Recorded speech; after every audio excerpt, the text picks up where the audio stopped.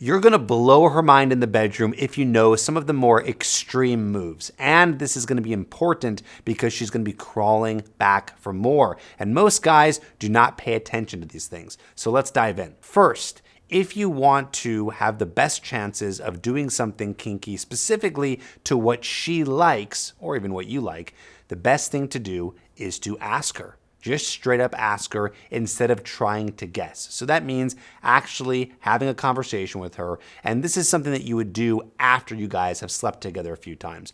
Maybe not the best thing to do before you guys have had that sexual connection. But once you've had it a few times, then you can ask her like, hey, what kind of kinky things do you like? What do you like in the bedroom? What are some of the fun things that you've never tried before? Asking her these questions, she's going to straight up tell you. But more importantly, it's going to happen after you guys have slept together so she feels that comfortability. As that being the first tip, I want you to take that and use it for the rest of the tips because some of the women that you're going to be talking to and sleeping with are not necessarily going to like everything here. But I've made a list of things that generally a lot of women do like. For example, being more rough in the bedroom. A lot of women do really enjoy that, but you want to be careful. You don't want to just start doing things that are going to be super rough and then she's going to be like, what the hell is going on? You do want to talk about it a little bit, but let me give you an example of some things that you can do that she or you might like. Choking, spanking, holding her down. These are some areas that you can be more rough that she might like. But again, you have to be talking to her about this before you do it. Not every woman is going to like it. It would be awesome to see some demos of this. And you can see some demos of this because I have a course called 33 Magic Moves, which gives actual demonstrations of all these different moves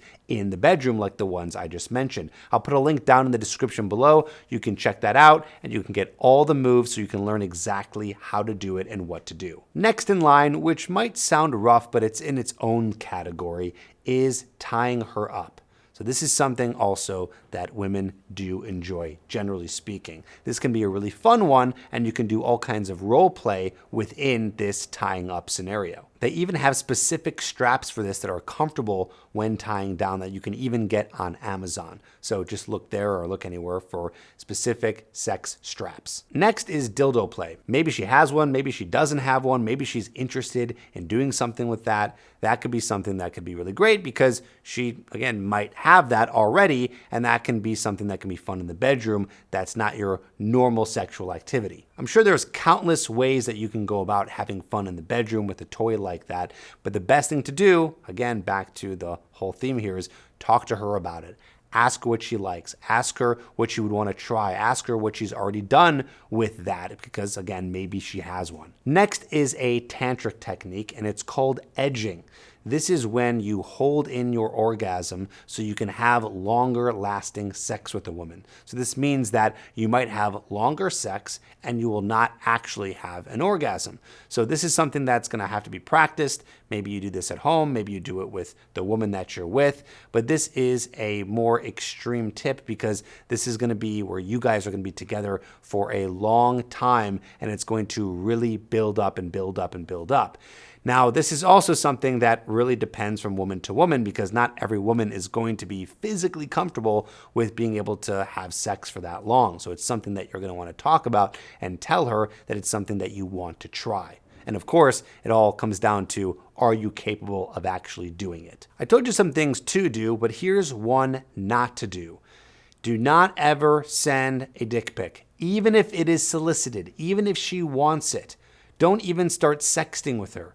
This is a no-no, and I know that it sounds fun. I know that guys like to do it, and girls even really want to do it too sometimes, but that is going to actually kill the real tension that can be there. The less that you do these things over text, the more tension there is when you guys are actually together. You don't want to have too many releases or sexual releases before you guys meet, because it's not going to make the time that you guys meet actually more exciting. And of course, you don't want that stuff out there. You never know what's going to happen in the relationship with this girl. You don't want your pictures out there. You don't want those text messages out there. Save all the fun stuff for the bedroom. That being said, there are some text messages that you can send that are not overt. They're more subtle, and so they lend itself to you two actually meeting up and hooking up. And I have a video that explains these 6 sexy text messages. So check that out on the screen here. And of course, if you want more demos and exactly how to be more fun in the bedroom with a woman, check out 33 Magic Moves. The link is down in the description.